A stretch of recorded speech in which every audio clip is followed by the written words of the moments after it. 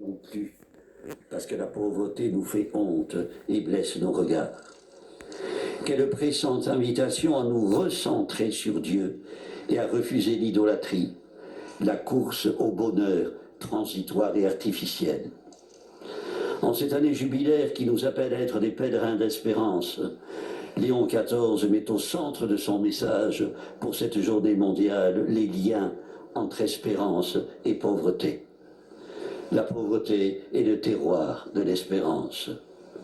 Qui est confortablement installé dans ses biens, qui dispose de tout et n'attend plus rien, ne nourrit aucune espérance. La richesse blinde, l'obsession de l'argent, l'illusoire assurance qu'il donne, ferme le cœur et les yeux, bouche l'horizon, attise la peur. Quand on n'a plus rien, on n'a plus peur, disait le patriarche Athénagoras. Parole à méditer par tous ceux qui, jalousement crispés sur leur richesse, sont angoissés par la peur de l'avenir. Cette peur affleure dans l'évangile de ce dimanche. Jésus évoque le jour où tout sera détruit. La question de savoir quand adviendra la fin du monde brûle les lèvres. Ne soyons ni de ceux qui s'en moquent, ni de ceux qui la croient imminente. La vraie fin du monde, disait un auteur spirituel, commence là où l'homme a peur de son semblable. La peur d'être rejeté, ignoré, anéanti. Frères et sœurs, exorcisez cette peur qui naît de l'égoïsme, de l'enfermement, du refus de partager est urgent. C'est de charité que nous avons besoin aujourd'hui, maintenant, écrit le pape. Celui qui manque de charité enlève l'espérance à son prochain. Une femme qui a donné sa vie pour les pauvres, Mère Teresa, n'hésitez pas à interpeller les puissants de la terre afin qu'ils reconnaissent, je la cite, leur faute face au crime de la pauvreté qu'ils ont créé eux-mêmes. Frères et sœurs, il faut être pauvre pour savoir espérer. La véritable espérance ne peut reposer que sur Dieu. En lui, nous accomplissons le passage entre les espérances éphémères et l'espérance durable. Ce passage, Bernadette Soubirous l'a vécu d'une manière exemplaire.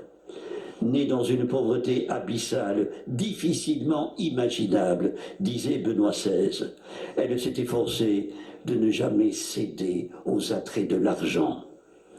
Prenez, ça me brûle, dit-elle à la supérieure du couvent de Bagnères, en lui remettant une pièce de 20 francs qu'une dame venait de glisser dans sa main. Elle n'a pas laissé l'appât du gain l'enjôler, comme le serpent dans le paradis terrestre. Elle n'a pas cédé au courant d'air que dénonce l'ecclésiaste. Elle ne s'est pas laissée piper par les recettes que vantent les charlatans de tout temps. En se détachant des biens éphémères au profit de ceux qui demeurent, en recherchant principalement et uniquement les réalités d'en haut, Sainte Bernadette a suivi un chemin de perfection, celui de la richesse de la pauvreté que recommandait Sainte Thérèse d'Avila. Frères et sœurs, je vous ai invité à exorciser la peur qui naît de l'égoïsme. Il en est une autre tout aussi redoutable qui naît de haine inexpiable. La pauvreté des persécutions. On en parle peu. Lors du synode de 2016, le pape François avait été impressionné par l'histoire que rapporta un évêque. Un jeune homme catholique attaqué par un groupe de fondamentalistes, battu, jeté dans une citerne, couvert de boue jusqu'au cou. Intimé de renoncer à Jésus, il refusa. On lui jeta une pierre et on le tua. Cela n'est pas arrivé au cours des premiers siècles, commentait le pape. Cela est arrivé il y a 2 mois. Frères et sœurs, depuis avant-hier, à l'initiative de l'aide à l'Église en détresse, nous célébrons la Semaine rouge, au cours de laquelle plus de 600 églises, dont le sanctuaire de Lourdes, sont illuminées en rouge au nom de la foi et de la liberté.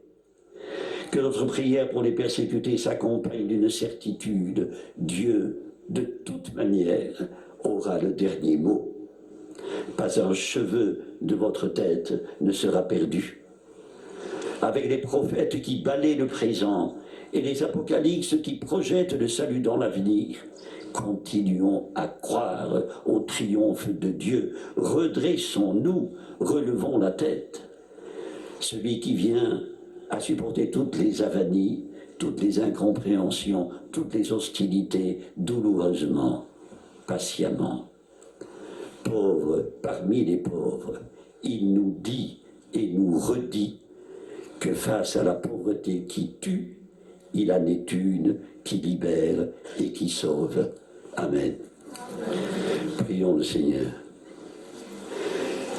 Dieu notre Père, Seigneur des âges et de l'histoire, les temps de ta promesse s'accomplissent et ta parole juge le monde.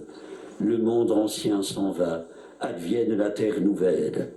Par la puissance de l'Esprit reçu à notre baptême, fais-nous passer dans ton royaume, que nous chantions avec tous les bienheureux le cantique des sauvés. Par Jésus, le Christ, notre Seigneur. Amen. Le Seigneur soit avec vous. Et avec votre esprit. Que Dieu Tout-Puissant vous bénisse, le Père, le Fils et le Saint-Esprit.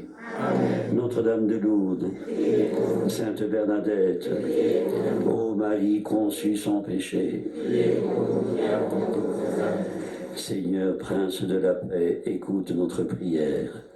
Nous nous tournons vers toi, alors que des bruits de guerre résonnent en Europe. Nous te prions pour l'Ukraine, nous te prions pour la Russie, nous te prions pour le Moyen-Orient. Sois le soutien de tous ceux qui sont secoués, ébranlés par la peur, l'angoisse et la violence. Brise l'orgueil des puissants, inspire la sagesse aux gouvernants, change les cœurs de pierre en cœurs de chair. Maintiens en chacun de nous l'esprit d'amour qui distingue en l'autre un frère, une sœur et non un ennemi. Seigneur, fais de nous des artisans de paix. Avec tous les chrétiens à travers le monde, prions les mots que Jésus nous a enseignés pour que sa volonté soit faite sur la terre comme au ciel. Notre Père, qui es aux cieux, que ton nom soit sanctifié, que ton règne vienne, que ta volonté soit faite sur la terre comme au ciel. Donne-nous aujourd'hui notre pain de ce jour. Pardonne-nous nos offenses, comme nous pardonnons aussi à ceux qui nous offensent. Et ne les offense pas en tentation, mais délivre-nous du mal. Ô Vierge Marie, à Lourdes vous prie, chez vous il revient.